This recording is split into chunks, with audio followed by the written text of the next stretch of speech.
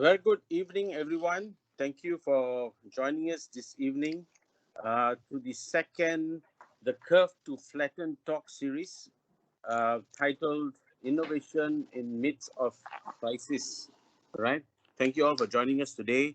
Uh, Apologies on what happened last Monday due to some technical issues, but nevertheless, we went through the crisis and we are here today to go through this discussion.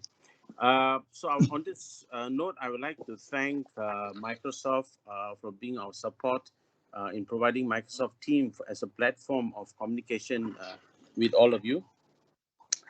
Just a couple of announcements, and also this is a collaboration between OM, Pikom, and Ccam.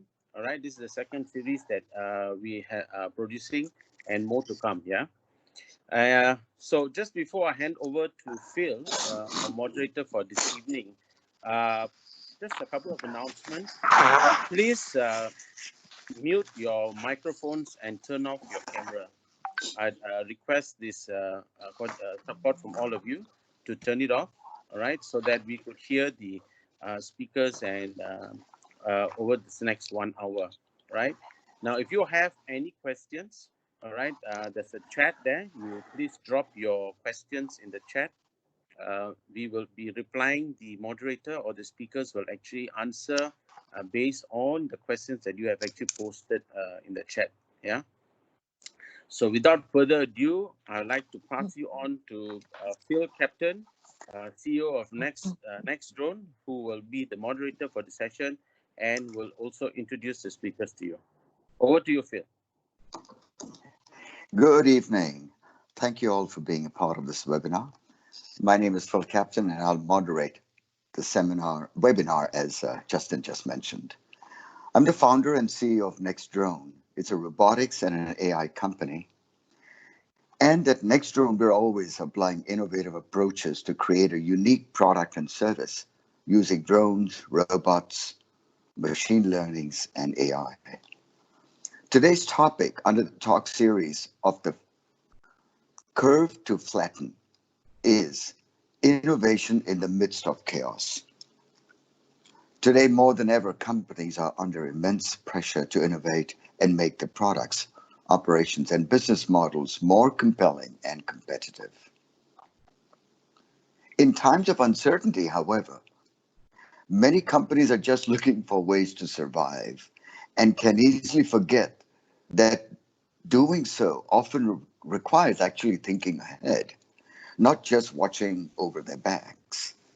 For lots of businesses, it's now more important than ever to double down on innovation to create new products, develop better business models, or defend themselves from scrappy competitors. In the current worldwide COVID environment, people and their emotions, will we have jobs tomorrow, personal and business cash flows, top-down leadership, company cultures, household bills, and more. These are all the kind of interfering areas, and we have to learn to innovate around all these issues. No one person can create innovation alone. All stakeholders need to be committed, involved in making innovation to happen. So I would say, and my panel, all of us would say together, this is an opportunity to innovate amidst all this chaos. We have two thought leaders on our panel today, and I would like each thought leader to introduce themselves for the next 5 minutes or so. Sheila, would you please introduce yourself? Hello, everybody. I'm Sheila Singam. I'm the founder of Human Equations Sendirian Berhad, which I started 12 years ago with my late husband, KP Warren. Prior to that, I was in a business process outsourcing company in their training academy. And before that, I was a journalist for 10 years. I came out into corporate training. My company does talent development, coaching, consultancy work. And we are passionate about transforming corporate culture. I personally am very, very passionate about change, about getting people to buy into change. And I consider myself to be quite competent, an expert, if I may say so myself, in mindset change. That's one of the things that sets apart my programs apart from others. I'm currently in the process of finishing up a postgraduate diploma in innovation and design thinking. So this whole experience that we're going through is actually very exciting for me. Thank you, Phil. Thanks, Sheila. Now, let us hear from the other thought leader. Gopi, would you please introduce yourself? Sure. Thank you, Phil. Hi, my name is Gopi Ganesalingam. I'm one of the vice presidents at Malaysia Digital Economy Corporation. For those who do not know what MDEC does, MDEC is the lead agency that leads the digital economy here in Malaysia. And at MDEC, we do a few things, a lot of things, in fact, from building ecosystems to bringing in more indirect investment, building and ensuring that we have sufficient talent in the marketplace, in the industry, talent that's relevant, curriculum in schools, all that. And we have, so the part of MDEC that I'm involved in is the part that builds companies. So the division that I'm involved in, that I lead, is called Global Growth Acceleration. And what do we do in global growth is to ensure that we have ecosystems in place that one is sufficient, it's state of the art, it has got enough skills, it's got talent, it's attracting entrepreneurship, it's attracting money, it's attracting companies, and it's growing. So from there, global growth, what it does is it's got a division within global growth that looks at company life cycles. I mean, looking at how companies are growing and what intervention we need to do for these companies to be global players. The other part of global growth does visibility. Lately, like a couple of years now, you see a lot of our Malaysian tech companies being featured either as panel speakers or in the news, and that's what this group does, is to feature this and push them out and give them visibility to the global market. Then we have the third division within global growth. What it does is it does business development to take our companies beyond the shores of Malaysia, to build them up and have foreign footprint. So we do that as well. And the fourth, and probably one of the most important divisions within global growth, is funding. So we don't have the money, as everyone knows. We don't have the money, but we know where the money is. We know where the money is. So we are also very actively ensuring that our companies are being heard, they're pitched, they're getting investments coming in to grow their company. So personally, on my personal front, I have a finance background, and I worked in the Asia Pacific region for 20 years. I came back to start my own company called Lava Protocol, brought Salesforce.com in, MDEC was my third client. And in 2015, I restructured my company and I joined MDEC to run this program. Over to you, Phil. Thank you, Gopi. That's one heck of a lot of introduction. Welcome to the panel. And I tell you, we have got extremely purposeful speakers today. Sheila brings a lot of talent from the process side, understanding the mindset, changing minds, how to adapt in this new world. Gopi from the government side, helping companies transform, getting funds for them. So I think this is a great opportunity for us. Thank you so much. So let me begin. This is a crazy time, staying at home, suddenly finding out that we really do have a family, and we actually know their names all of a sudden, which is great. And now at times like this, when we are reconnecting back with the family, we're stuck at home all the time. When many companies are struggling, service companies like ours, smaller companies, are struggling to stay afloat. Any one of you can answer this question. Is innovation at this time even relevant? What are your thoughts, Sheila? Well, I think it is especially relevant, Phil. Okay, whether we like it or not, we are innovating. The fact that all of us are here together having this conversation is innovation for many people. Before this whole situation started, many people didn't understand the meaning of Microsoft Teams and Zoom and so on. Everybody's got very well versed with it. Many businesses had to adopt new ways of marketing, new services, new ways of delivery, distributing their products and services. We've seen traditionally complacent businesses, they're going into the delivery business right now. We've got F&B, learning and education, even leisure activities. We're innovating now because we have to. We have no choice.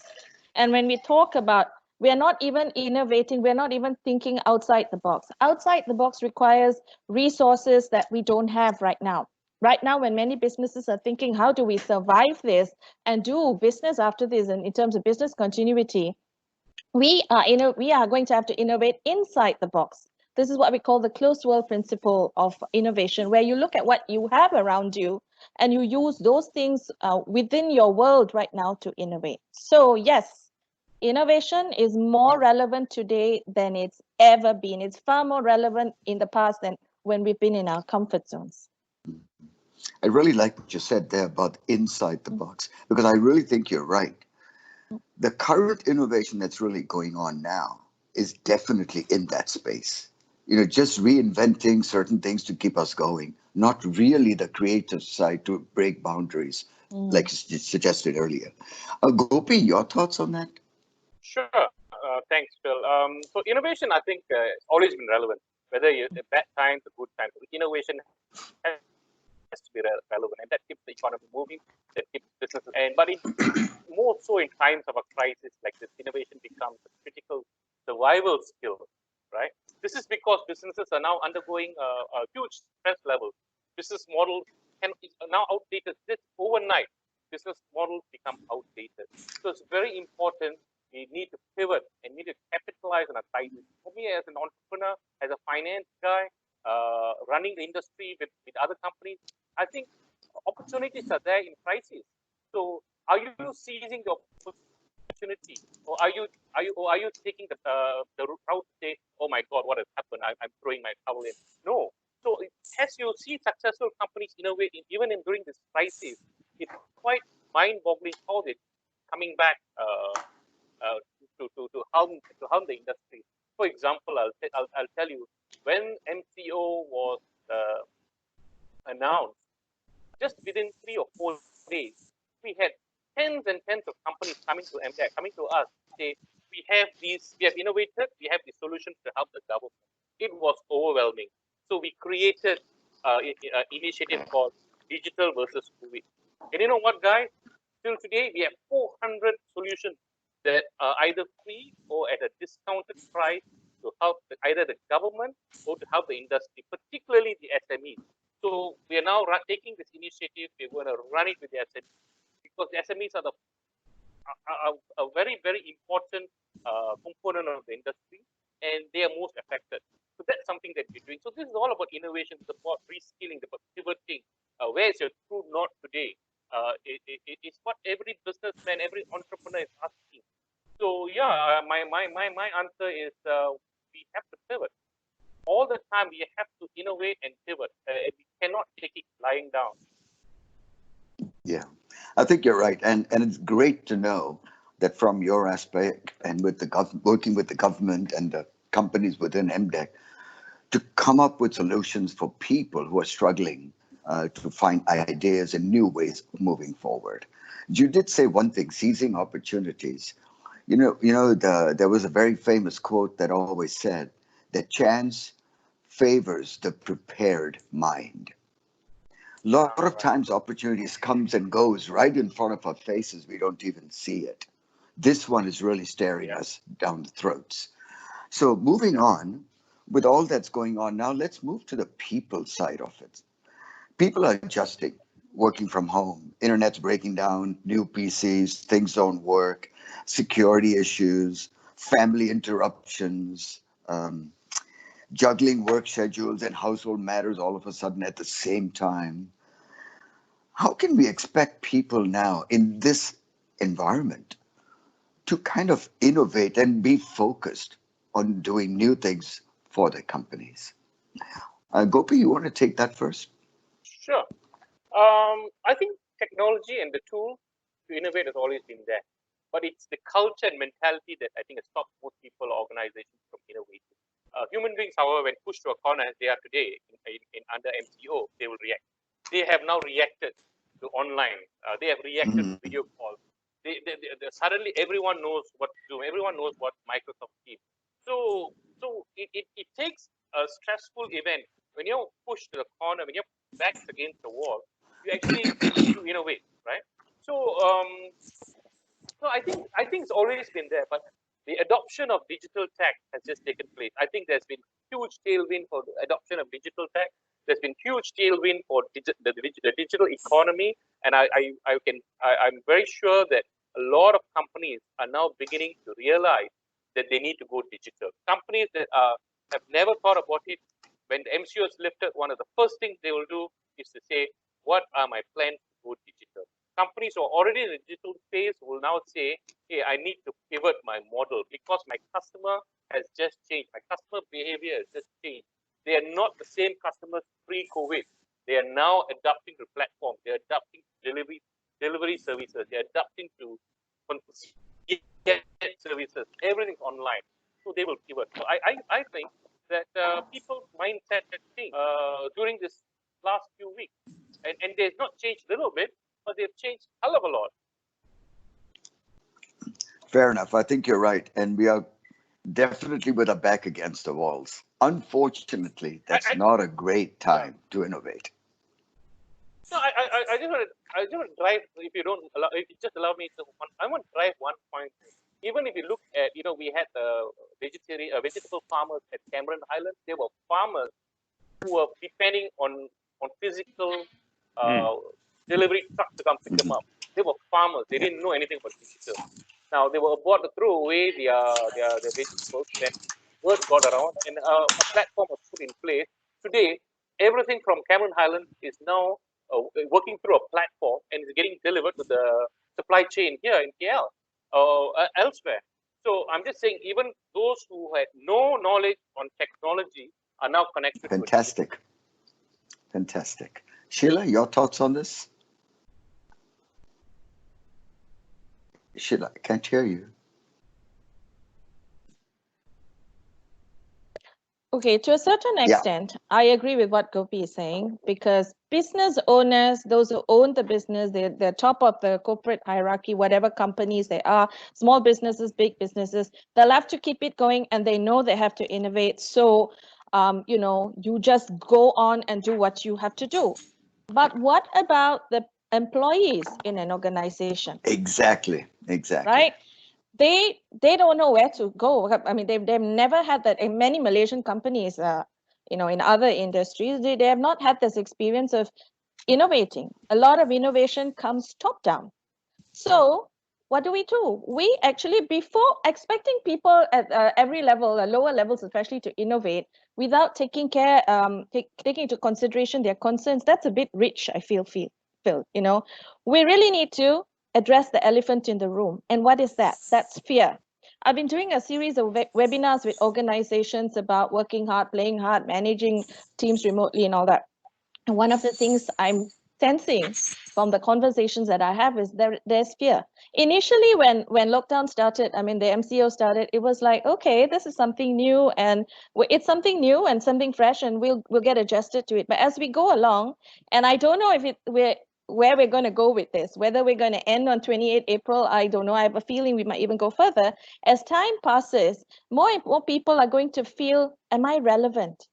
If the business is not coming in, they're going to be letting go of people. Is that going to be me? So all these fears are there. People are afraid of losing their jobs, of having to take pay cuts, whether they can pay their bills, pay for their houses, their roofs over their heads. So we really need to look at four things, I would say. And this is something that another CEO sort of mentioned to me. He said, Sheila, he sort of summarized it in a nutshell. Matthew Crabb, he said, space, schedule, and sanity. We got to make sure that people are comfortable in that space in which they are working. So we need to give them whatever tools they need at that point. We need to give them schedules. We cannot be expecting people at all hours of the day to jump to the needs that we have, and we need to think of their sanity. There are a lot of people out there in lockdown staying at home. Phil said something in his intro. We finally know we have families and they know our names, yes, but we've never had to live in close confines 24/7 with our family members, okay, for months, weeks on end. So this can actually take its toll on the sanity as well. I've heard stories of people saying, hey, that married couple, I don't know if they're still going to be together at the end of MCO, you know, right? And I'd like to add something else that employers, CEOs need to think about at this time, and it is sensitivity. We need to be sensitive to people's fears. We can't just jump into our webinars and meetings and just say, okay, we got to do this, and what are the tasks on hand, and these are the projects I want you all to get on board, without acknowledging people's feelings. So a good way on a Monday morning is just to have a team meeting without talking business, to just motivate people, right? So people at the top need to be visible. If you've been one of those ivory tower, chief executives, you really need to climb down now, because people need to see you. You need to be visible. You need to be having conversations, making some videos that you can blast out to everyone on a weekly basis, telling your people how much value they have in the organization. And it's not just your hardware and so on. And of course, if you want people to start innovating, you got to treat all ideas as good ideas, and you need to sort of get rid of your gatekeepers and make yourself directly accessible to people, so that, as I said, the fellow at the bottom level of your organization, at the ground level dealing with customers, might have a great idea because he knows the needs. So if you allow him that access to you, you might have a great innovation idea moving forward that will set you apart from your competitors. Yeah. So space, schedule, sanity, and sensitivity. I totally agree. What's that, Sheila? Yeah. Sorry?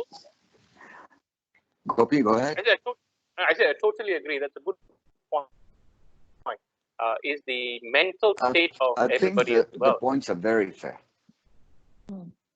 Thank you. Definitely. So then, these issues are coming. Now we understand the emotional issues, family issues, work issues. Sheila, you talk about innovation, and you talked about business continuities and all that stuff. Now, we need to ensure that a business does continue, right, in the coming months. Can you tell us, do we start by revisiting, should we focus on products and services for now? What is a good starting point for a young SME to start this process kicking? Okay, I'm actually going to quote here a model that was someone's mic is on. We hope that you can turn your mics off. Thank you. Right. So Professor Vijay Govindarajan, he came up with this 3-box model of innovation, and I kind of totally agree with it. So in the first box 1, he says you need to innovate for the present moment. It's innovating for the present to optimize your current business. That's what we need to do now. We need to innovate products, services, marketing strategies, advertising strategies, delivery processes. We need to do that now to keep our businesses going. So that's optimizing your current business, doing what you can now to remain relevant, to survive for the business continuity. And then you have box 2. Box 2 innovation is actually forgetting what you need to forget in order to move forward. So basically, it means that if there are things that are holding you back, traditions and things that are hierarchies holding you back, you need to revise all of that, and you need to see what it is that's holding us back, stopping us going into box 3. And box 3 innovation is innovating for the future. This is where you do your business strategy innovation. You're going to ask yourself, once you come out of this, where do I want to go with this? So at this point, I understand everyone's focusing on the box 1 innovation is keeping your products and services going and keeping business going. But as we move forward, if this becomes a sort of prolonged process, we also need to look at what happens after MCO. Things are not going to be normal for at least 6 to 9 months, if at all they ever go back to being normal. Or as they say, we're going to go to a new normal, which actually has become very cliched now. So we don't even know what that's going to be. So instead of going with the flow, what we need to do is start not reacting to what we call those black swans. I think if you've read Nassim Nicholas Taleb's book, Black Swans, Mm-hmm. he's talking about all these things that are not expected. And we are now facing a big black swan. So how do we address this? If we're just going to go along and let the river carry us, we might survive. But is survival? Yes, right now that's what's important. But moving forward, we also need to think ahead. We also need to think about what we can do in terms of disruptive innovation, what we can do that will make us stand out. All right. So, and this is where we need to innovate our business model. Okay. Fantastic. But Gopi, you know, earlier you mentioned that MDEC had a lot of people coming forward with ideas and solutions that could help the world in this new so-called digital transformation. Were those people innovating, or were they just opportunists?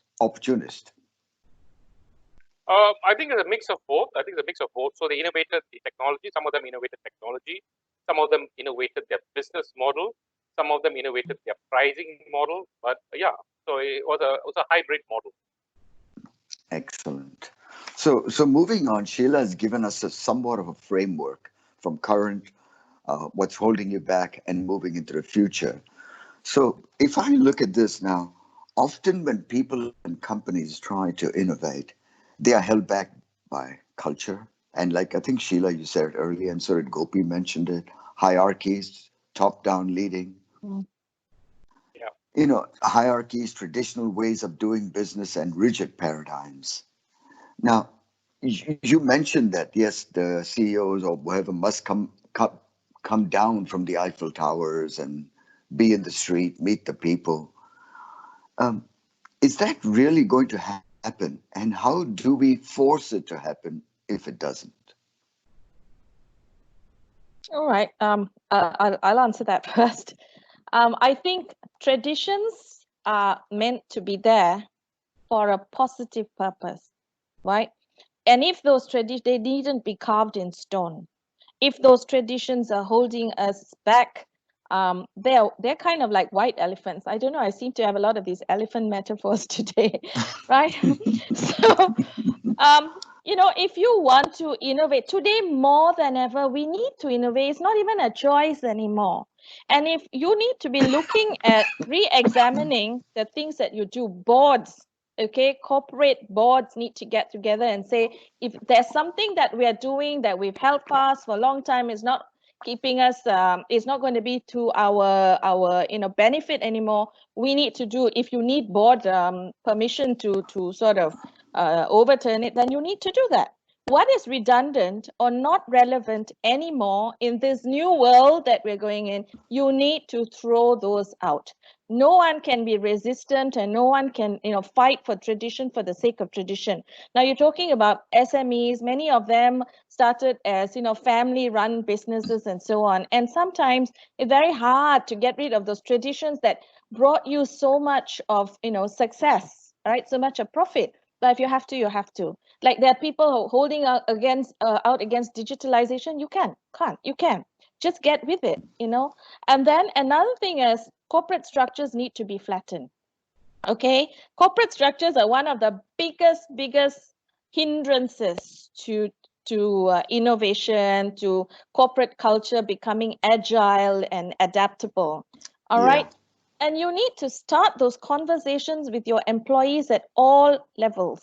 So to all CEOs, you got to start having those conversations with not just your -1, but your middle managers, your junior managers, executives, non-executives, the fella the office boy who, have those conversations, make them feel included. And again, as I mentioned, get rid of your gatekeepers. And the third thing is, you need to promote innovation bottom up. Have an open door policy where they can come to you and reward the innovation. So rewards don't have to be monetary. Rewards can be in the form of recognition.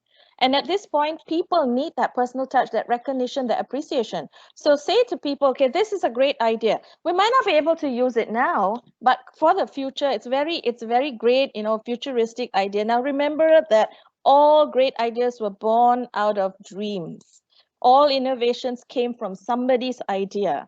Okay, and today The very fact that we're on this platform is test. Who would have thought 10, 20 years ago that we could be doing this? Phil, you're in a different part of the world, and here we are having a conversation. It's amazing. Somebody Yeah. thought of this idea. Kudos to Microsoft, you know. And right, and so, and then if you are able to take that idea, that innovation, and apply it, and it's able to help in your business continuity, or to bring in some profits, then give them some monetary reward. So very often we expect people to be just doing things, but even a simple word of appreciation is good. So we need to change our culture. We need to change the way we're interacting with people, the way we're talking to people.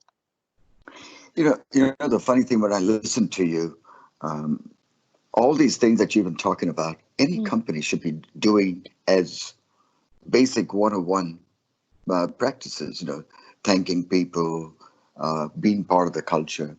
It's sad that we have to have COVID-19 be our digital transformation officer as such for most companies. Gopi, when you think of governments are staid, they're stiff, they're rigid, and we always feel that governments are more of an interference sometimes rather than helping. Do you see MDEC as part of the government body really becoming more lean and innovative themselves as an organization? Sure. So MDEC has always had a BCP team, a business continuity plan team. So we've always been looking at a BCP model. We never thought that this COVID-19 would take place. We never thought there would be an MPO, but we had an BCP. So as this COVID-19 was taking shape in January and February, we mobilized the BCP even better. So we were ready from day one, and we had all the video conferencing facilities done. We on Tuesday, on March 17th, the day before the MCO was in effect, we are already working on video calls. We're already working virtual, right? And today, all 500 of us are on virtual calls every day. We are running initiatives. We are having town hall meetings like once in 2 weeks. All 500 of us, company-wide, on Teams, Microsoft Teams. We are running initiatives. We have run so many initiatives. Everyone sitting in their own place and running these initiatives. So we've run so many initiatives with e-commerce. We have run with talent, and in global growth, we have run 2 initiatives. We have rolled up 2 initiatives, online initiatives for funding. One is funding from VC, where we closed it on Friday. We have 172 startups applying for 160 million US dollars, and we're talking to almost 80 VCs. Everything done online. We rolled out another online initiative for finance for P2P, peer-to-peer funding, and ECF, equity crowdfunding, also online. We ran the first digital online accelerator with 1337 Vikesh and team, and that was the first in ASEAN to have an accelerator. Fantastic. Online, and it had overwhelming companies. So we're doing the phase 2. We had 160 companies applying for it. So to answer your question, were we ready? Yes, we were. Are we a hierarchical organization? No. We're a very, very flat structure, and we became very, very even more flat, and we're making decisions based on WhatsApp and making sure we don't breach the audit process, but we were moving things so fast and we were getting outcomes, right? So yeah, to answer your question, no, MDEC has been very, very proactive, has responded to a crisis like this, has responded to the industry, has responded to government, has responded to the company, has responded to our people, our team, our MDEC team, in terms of having constant communication, whether it be a town hall or video. Well, Gopi, I think that's brilliant that you have been ahead of the curve and taking our SMEs especially on this journey and smoothing it and using the new tools yourselves as you transform. But continuing with you, Gopi. Next week you'll see the initiative for the SMEs coming out here. Excellent. Excellent. Just continuing with you for a short moment. You know, with this lockdown, there's a lot of demand on technology, a lot of demand on promoting digital innovation, mostly digital. Everyone talks about it. Sheila talks about it. We talk about it. Is the government helping, and are the industry players like the telecom players and the hardware players and the network players in Malaysia, are they helping, assisting from a bigger picture level to allow people to make this transformation maybe a little bit cheaper and faster? Gopi, your So thoughts quickly? So let me take this question. Let me step back a little bit. First of all, I think the digital economy is the economy now. It's been confirmed. The digital economy has always played a pivotal role in for the Malaysian GDP. The digital economy contributes slightly more than 18% of GDP. And adoption has been a pain because people didn't understand, people didn't see the need. But this COVID-19 has turned out to be a tailwind for the digital economy. Businesses are now going straight into digital.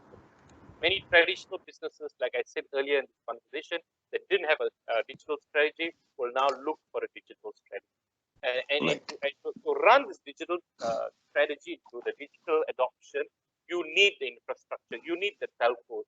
And from day one, the telcos have come on board. They have done what they have to do. They have given away free data. Their entire network is on a stress run. It's running on stress. And the telcos have worked round the clock to ensure that there has always been connectivity. And video sucks up a lot of connectivity. Yes, we have disturbances here and there. But let's big shout out to the telco boys. They have done really well in the times of excellent. They've all come together, put their competition aside, and they have resolved or are trying to resolve the needs of the digital economy to make sure we stay connected. So Excellent. And I also want to give a shout out to the industry that has come forward to say how can we help, and so the 400 companies came up front. Then the industry came and said, if we want to donate money for the frontliners, how do we do it? So MDEC opened up a digital tabung, and we said, okay, put your money in there, it will go to the right thing. So the industry, shout out to the industry. It's amazing how people come together in times of crisis, how we stand together as Malaysians, regardless of whatever, right? So Brilliant. shout out to the Thank you, Gopi. Well said. There are many people to be thankful to also, and companies who are doing their job to help and assist in this transformation. Sheila, I want to go back to you. So far, we've been talking about current state of processes, keep it running, kind of keep the engine going, and maybe here and there change. But you mentioned disruptive innovation. What sort of new disruptions can emerge, in your opinion, within companies and within Malaysia? I think it all depends on what companies are looking at right now. While we are trying to remain relevant for now and innovating for the now, I think we need to be looking at how we can go ahead. And some of the ways we need to be doing this is to be asking questions. We need to be looking at not just our consumer base, we need to be looking at the non-consumers and asking them questions about why they are not our consumers, right? And what we need to be doing to make them our consumers. So you need to be talking to people all around to find out what needs they have, what desires they have, and what are some of the pain points that they have, and use that as a basis to innovate. Now, Gopi was talking about a lot of new technologies that, MDEC has, that have surfaced, and, that MDEC is sort of coordinating at this moment. So we need to also be looking at the technological capabilities out there, and we need to see how we can leverage on that to take business to a new level. For example, I was talking to a number of people in the industry, and I was saying, what platforms can you come up with? And one of them said, there's so many things that we can come up with. We can come up with cloud kitchens. And I'm like, what? Cloud kitchens? That's amazing. So what happens is you have a center that curates, software that an app that curates all the offerings of all the F&B outlets that have had to close down, Okay, and this can even be something you can take into the future.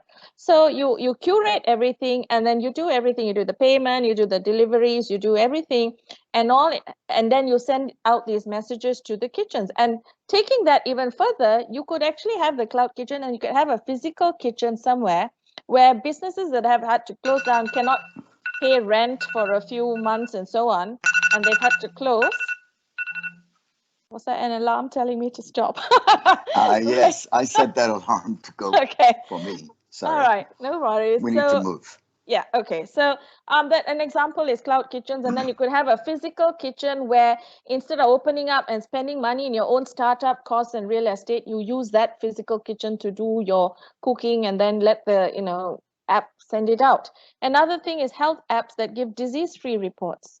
You got telemedicine going on now. So now you don't necessarily, and this is being used elsewhere, you don't necessarily have to go to the hospital to get tested. You give them your symptoms and they monitor your symptoms online for a period of time. And then after that, they give you the symptoms. And if your symptoms get worse, then you go in. So that's an example. In education and training, you can see what does disruptive innovation mean? It's that it's an innovation which makes you so different. It creates new markets and it creates new customer base, so that you emerge at some point becoming a market leader. And we've seen this happen in the time of disruption, in the time of chaos. Very Right. often. Yeah, I Gopi, just want go to ahead. add one thing about the mindset change, Sheila, you brought up, and the need to innovate. I just want to share this with everyone. My 85-year-old mother has learned to use the video conferencing facility by herself now, and she calls up the grandchildren on video. I thought that was amazing. That's Same here, fantastic. Gopi. Maybe your mom and mine should get together on video conferencing. Fantastic. But I have a question for both of you. Disruptive.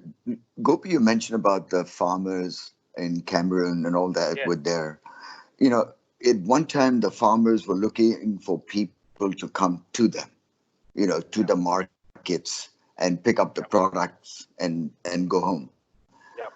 Now the market has completely changed and they are trying to find a way and found a way to take their products to the customer directly, one-on-one almost, using a middle level. So given this example, is this disruptive? I think it is.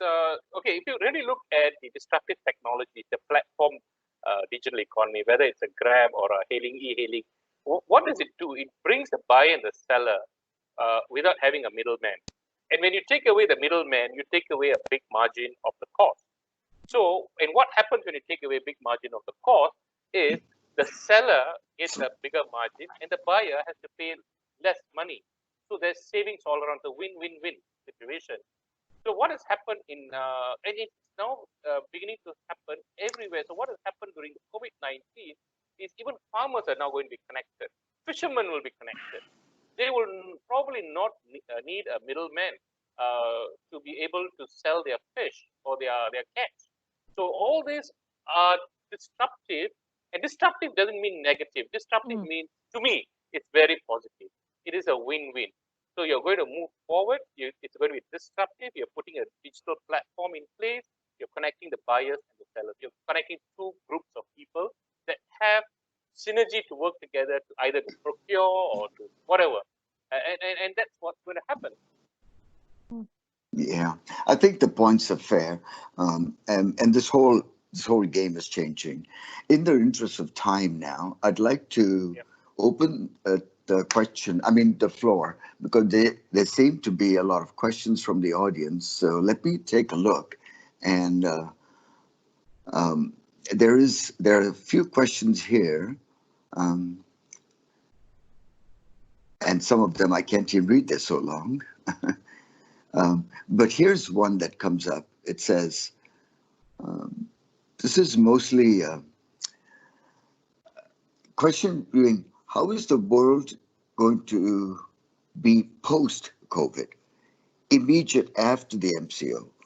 What are the potential outcomes to businesses immediately? Gopi, do you have any thoughts on this one? I don't have a crystal ball, but I can gauge what's going to happen, and this is my opinion. My opinion is businesses will become smaller. I think a lot of businesses will rethink about having a big, large office. I think businesses will move towards a co-working space. I think businesses will relook at their staffing model. I think businesses will start looking at freelance jobs. I think businesses will look at outsourcing. I think businesses will look at central services. So these will change. I also think a lot of positives will come out. I think there will be certain segments of the business that will be highly in demand, e-commerce being one of them, fintech being the other, contact centers. I can foresee retail and F&B having struggled a little bit. But if you look at the kind of skill sets and talent we have in F&B, they can be reskilled to come and join the contact center. They can be reskilled to come and join the GBS business. So I think those are the things that will take place. Right. Actually, that's my great personal opinion, by the way. Yeah, great points. And now I have a question for Sheila from the audience. And Sheila, the question goes that lots of people are losing their jobs nowadays. As you look at USA, never before 20 million people applying for unemployment have lost their jobs. Malaysia is already saying that maybe 600,000 Malaysians and more may lose their jobs next month. The question is, from a talent perspective, are we doing anything innovative to help these people who are now out of a job? Well, I think we should be. I think immediately, if employers are already having an inkling that they're going to have to let people go, they need to prepare these people. I mean, it's easy to say you need to be transparent, but sometimes, regulations, your corporate regulations don't allow you to. But you need to be transparent with these people. You need to prepare them. You can't just, at this point, when everything that people have gone through, just give them, I think there's some feedback. I need to give them. I think Imran, you need to turn off your mic, please. Okay, so what would happen is that you can't just give them severance, 2 months severance pay and say, go and, fend for yourself. You need to give them some sort of retraining. There has to be sort of mindset change, emotional retraining. You need to have people on standby to coach them through, and then give them options of what they can do. What are some of your strengths, your competencies? For example, I know a whole bunch of ladies who are under lockdown, and what they normally do, they can't do right now. There's no income coming in. So what they did is pull together resources, and everyone has a kitchen in their house. There's a central, like what I said earlier, and they've started their own little cloud kitchen. Orders come in, and then it goes out to the various locations, and then they are sending this food out. So what are the things that you can actually doing? Maybe if you're not employed, can we employ you back on a freelance basis to do certain projects? So there needs to be this sensitivity in talking to people. And, at the time like this, I think those who are leading organizations, they need to be the leaders who eat last, as what Simon Sinek said, leaders must eat last. So I really commend those leaders who sort of either taken a pay cut or saying they're not going to take salaries for so many months and then pull that salary back to the people. At this point in time, keeping all your real estate and all your, hardware assets is not going to stand you in good stead. It's your people who are your greatest asset. And I have known companies who have said, look, I have to let you go, even now, small companies. And the staff has said, no, we will stay with you and we'll work for nothing for the next 2 months. Because they just want that assurance of being able to go back somewhere when business, goes back to normal. Yeah. Right. Excellent thoughts. And a lot of people are taking these approaches right now. As a final question, I just want to go back to this other question that's here. It says there's ongoing concerns today about data security.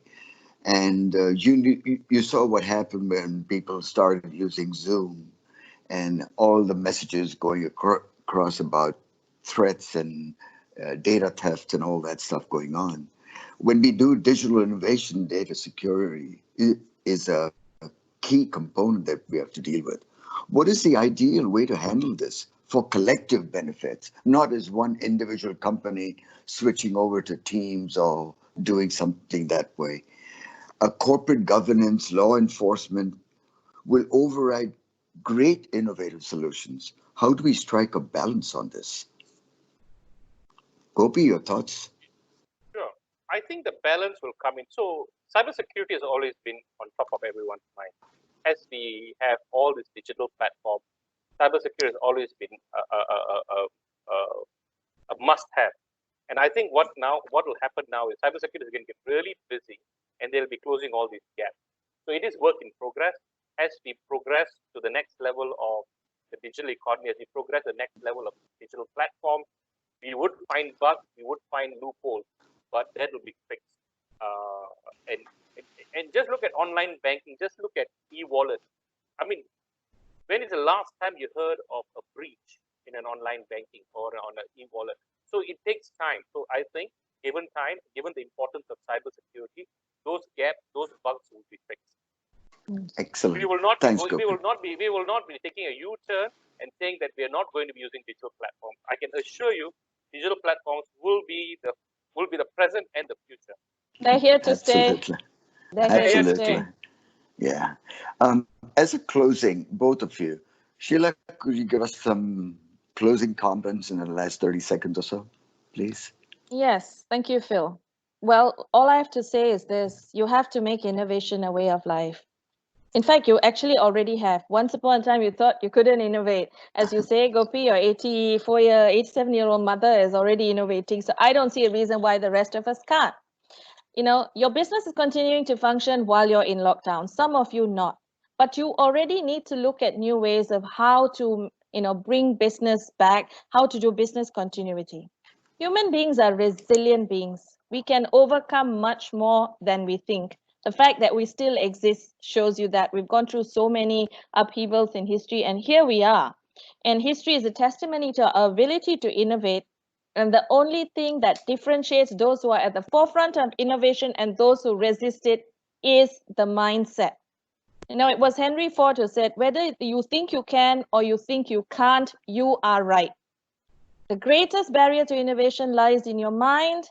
If you can get that out, and if you can tell yourself you can innovate, you will survive this, you will overcome this, and you can go forth and do business after MCO, then the sky's the limit. Excellent.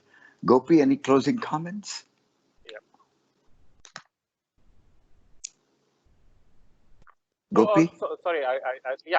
So Yeah. for me, I think my final parting word is the only thing constant about change is change itself, and you cannot run away from change. You cannot run away from what is going on. So I think it's very important, and I've been working for the last 30 years. I've reinvented myself 4 times in my life. So this is going to be the 5th time. I have to reinvent. I have to stay relevant. I have to be able to contribute, and that is something that I have to do. Now, on a personal side, yeah, the whole family has innovated on how what we do, right? So, and with friendship, necessity is the mother of all invention. What do? We miss going to the pub. We are now doing online drinking. So we have to innovate. We need to stay connected, and we will find a way of doing it. Absolutely. Good to know that you're keeping up your drinking habits and with your drinking buddies. That's all right. At least we don't have to carry you home or have a designated driver. No drink driving, very safe. And you no come back to the right designated house. driver. And this used to be my job all through college as a designated driver. I just lost the job. Oh, well. As all of you have heard, innovation is definitely possible. And I think Sheila said it and Gopi said it well. We are the worst roadblocks. Someone told me make change a habit. Mm. It takes 35 to 45 days to make or break a habit. I don't sometimes we all wear pants, unfortunately ladies also. So which leg do we put in first? We don't even know. Try putting the other leg in first once in a while and you'll feel like you're a paraplegic. We have so many habits that are ground into our brains. Make change a habit. Take little ones, break them. This will wake up your mind and give you the chance to look at things differently. Otherwise, your brain is really going into repetition, because Minsky, the psychology professor, said the brain is nothing else but a computer of meat. It loves repetitions. That's what it does best. So, in all this world, there's a lot of opportunities out there. Go out there, grab it.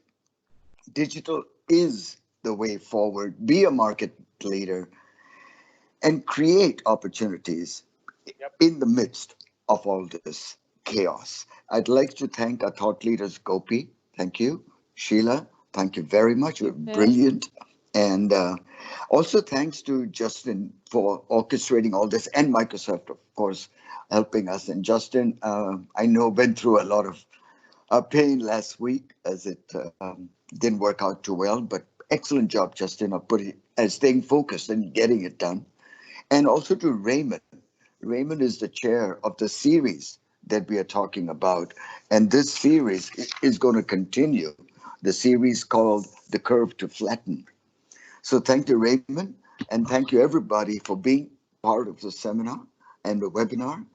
And I look forward to meeting all of you and innovating as we go. So thank you and good night. Thank you, Phil, for being an amazing moderator. Thank you, Gopi. And you know what? Thank you. And Phil, you stopped on time. Many don't, but thank you very much. Thank you. That was great. Thank you very much. Thank you. Thank you. Good Bye-bye. night. Have a good day. Bye. Bye.